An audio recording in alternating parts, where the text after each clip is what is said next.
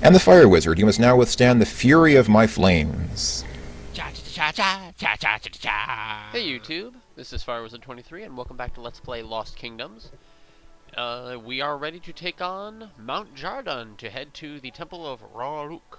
So let's go! We prepared our deck in the previous episode, so we don't have to worry about the setup this time. If I sound a little different, it's because I have a new recording setup. I have purchased a new microphone and headset. I'll be showing that off in a vlog episode, so stay tuned for that. Careful of all the fire around here, you can get hurt. And as that fairy just said, the temple's on top of the mountain. So yeah, you can actually get hurt by this fire, so be careful as you move around. You'll see me get hurt several times. Ugh, what an exhausting day, folks. I might as well just level it with everybody. I'm actually working two jobs right now. I'm working my job at the convenience store. I've also picked up my job again back at Burger King. With my manager's blessing, she understands I just needed another day just so I can make ends meet. There just wasn't any choice. It's just financially I had to work another job just so I could actually have money for me. So that's why I'm just so tired lately. Let's check out these chests right here. After that griffin fight, we find a Juggernaut. Awesome. And here we find a griffin card. Good. Even though the rocks are kind of transparent as I get close to them, there are no cards or anything inside. Finally get to use my Lich properly here for a nice one-hit KO. Lich is extremely powerful. Do not be afraid to use the Lich.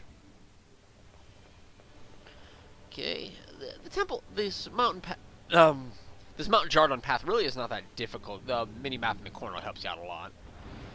But you're going to fight these creatures, behemoths. I use my Sphinx card. The only thing I don't like about the Sphinx is it takes all of its energy for its one weapon attack. So that is one thing I don't like about it. I'll try my Whipworm here. He'll whip it. And whip it good. There we go. Got him. Now I should mention right up front, when we head to the temple of our, as we head to the temple here, and no, it is not the temple that houses the shrine of the Silver Monkey. No, that's not the temple we're going to. No. This is the temple of Raruk. These are Ifrit, by the way, a fire-based monster. Good water-type cards like my Dragon Knights will take these guys out easily. These guys are fast. You have to strike quick. And be close enough to hit them. That's helpful too. See, one hit does massive damage. Come on, get him, Katia. Watch out, no! Look how we're this late into the game and like we're still coming into, because we're actually fairly close to the end of the game at this point, minus like some side quests and stuff. But I like how we're still encountering new types of monsters. I like that. I like that the game never lets up about that. Like, you're still encountering new creatures that you can use. I feel that's kind of something that is lacking in the second game, is that you feel like it doesn't really introduce new monsters as you go along. A Sea Monk. Restore some deck cards. Nice. So, but like I said, when we head to the Temple of... as we head there, we're going to fight the Enchanter, and he's pretty powerful. So, if we're going to fight him, we probably should have some really, really powerful cards to fight him, right? Dare I say, God cards we need. But I don't know if there are any such cards in this game. Nope. Probably no such cards in this game we could use. Or is there? Bum, bum, bum. You'll find out soon enough. Okay, in this chest we find a Dragon Knight. Lots of water-type Dragon... A lot of Dragon Knight cards around here, especially for a fire area. That's really, really interesting. They almost make this level too easy, because those are abusively powerful in this area. Let's head up this way. There's two main routes we can take, and they just loop anyway. Watch out for all this debris. You can get hurt. Oh, another fight. Got a Hand of Fire. And a new monster, a Steel Skeleton, which is a neutral type monster. It is the final evolution of the Demon Skeleton card. if you can get enough experience. Has lots of endurance to withstand attacks.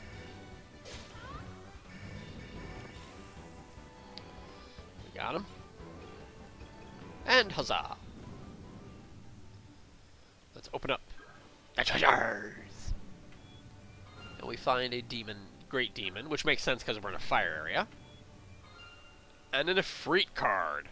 Very nice. A weapon monster that just creates that fireball that we saw in the attacks.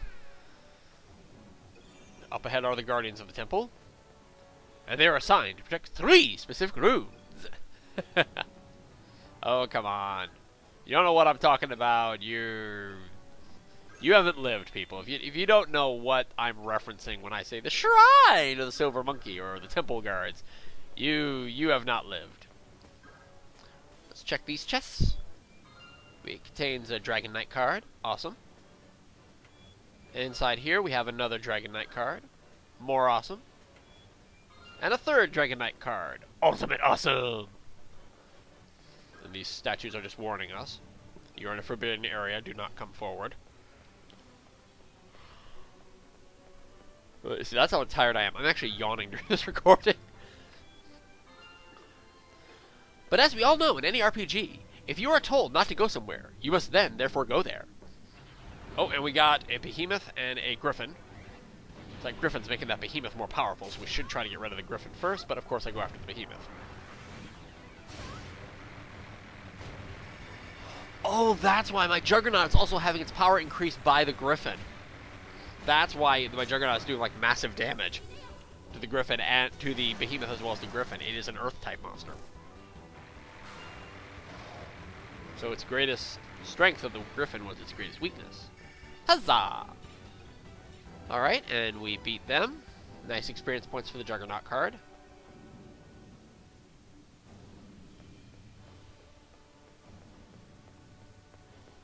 You know what? I just realized something later. I'll get into it, but I just realized something at the end of this video I totally forgot to do. I'll have to do it at the very beginning of the next episode. That sucks when you realize you forgot to do something, but here's another red fairy. The black fog was created by the enchanter. We can figure that out. At least makes sense at this point with all the monsters. Get rid of the enchanter, black fog goes away. Simple as that. Another behemoth, another steel skeleton. I feel like I get my ass handed to me in a lot of these fights, despite my best attempts. No! Quick, use the Ifrit attack. Fireball! It is a powerful fireball, and it does heat seek, so that is good. Tiger Mage is doing the best it can with its little fireball tail attack. Come on, get him! It's my cockatrice. And my venom lizard. Die! Thank you! And we got some experience points. Good, sorry for hitting the mic there. I'm hoping the audio comes out really, really good here because the microphone is it's a little more expensive than the one I had before, but actually the intent of this was so I could have a headphone set that I could listen to music and stuff without having to disturb people I live with. So I hope it works out well. Let's head up to the Guardians of the Temple, but let's hit the deck point first to replenish the deck. I got tons of Dragon Knight cards. Let's go. And it's time for boss time against the Fire Dragon. And his Hands of Fire, which are increasing his fire attacks. But our water cards are just so powerful, so overpowered against the Hands of Fire. Actually, I don't know if the Hands of Fire actually increase fire attack power. I would guess almost no. Because they would also be reducing water attack power as well. But yeah, the Fire Dragon is stunned, is momentarily stunned by the attack of the Dragon Knights, so definitely that's good. My Tiger Mage is going to do some damage. Strike out with my Venom Lizard. I do poison him, so that's good. Well, they are causing some increased damage. Try to get in this position for my cockatrice. Let my Revis out, even though I don't really need to. Kind of a waste. And down goes the Fire Dragon. Yeah! Grab all these magic stones. And we did it! Yes! 5 stars. Awesome. Let's pick 3 cards. I'll go with the end here. See, the end of the stack. And I missed the Fire Dragon, but I did pick up a Behemoth. Very nice. The Behemoth releases Earth Energy, which damages every water creature on the battlefield. Nice. And the Hand of Fire doubles the attack of all fire creatures. Oh, halves the power of wood creatures. Oh, okay. It's the thing. So it did double its own attack power, but it would have weakened wood creatures, not water creatures. Alright, so next time we're going to head to the Temple of Raruk, but let's get this out of the way now. Let's go to Alexander's fairy house and drop off the fairies.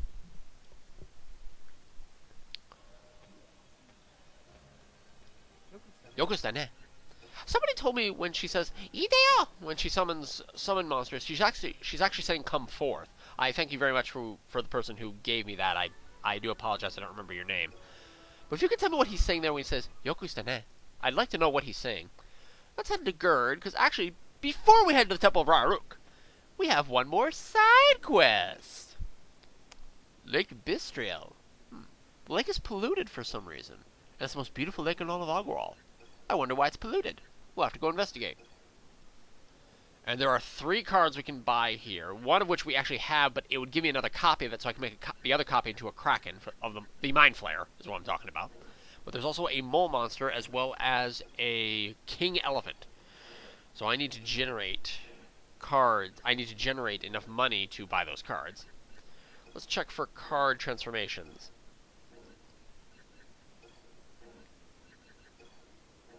Nope. Nope.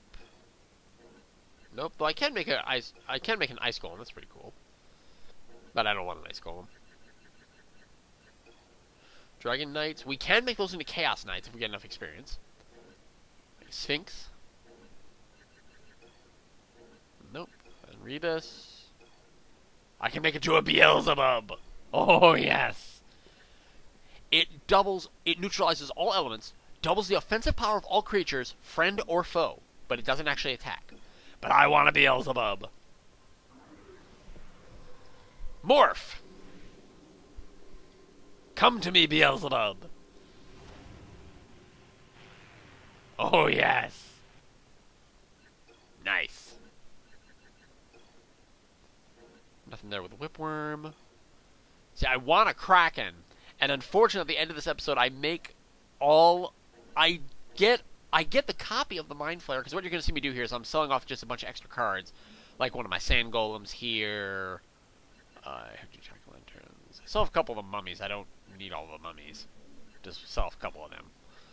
Like, I sell off a whole bunch of cards just to generate the money to buy a Mind Flayer card so I can make a copy for the Kraken, as well as a King Elephant and the Mole Monster, but I forget to actually do the transformation on the one Mind Flayer card that I have to get the Kraken. I forget to do that. Rats! Solve some Great Demons. Basically just try to skew out my extra cards. As I was saying before, though, I do like how even very late in the game here, we're still, like, even when I go to Lake Mistral, we're going to find new cards that I don't have right now. And I think that's pretty cool. Now, there are still cards I have yet to even see. I think that's still pretty cool.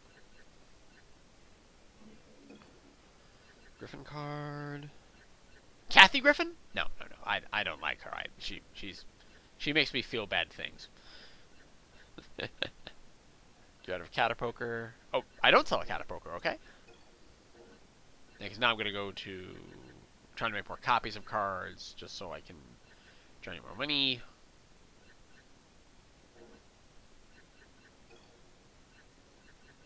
Yeah, because now I can buy the Mind Flayer, but I never make the copy of it. I can buy the Mole Monster.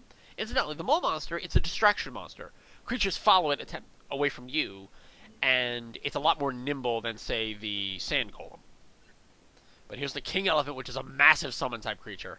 I love the comment at the bottom. This card is both deadly and easy to use. I love that.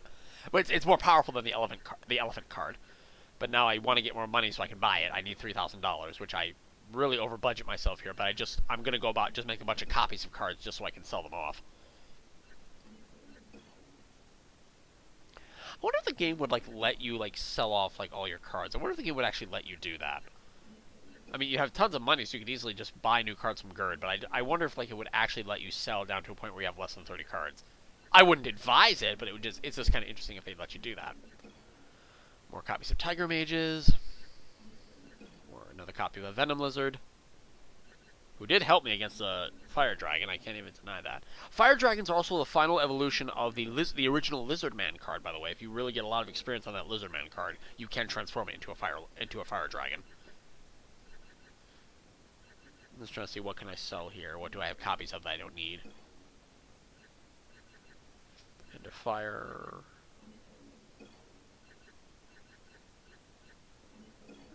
One of those. A couple more of those. Yeah, I actually have it right now, and I think I go a little overboard with selling. One Stonehead. Another Stonehead. Yeah, because I can actually do it right now. Here it is, my my Elephant King. Yes. But I forgot to make the transform of the Mind Flayer to a Kraken. Alright, well, I'll do that at the beginning of the next episode, where we'll head to Lake Bistral to figure out why it's polluted. So, this is Firewizard23, saying take care and bye-bye for now, everybody.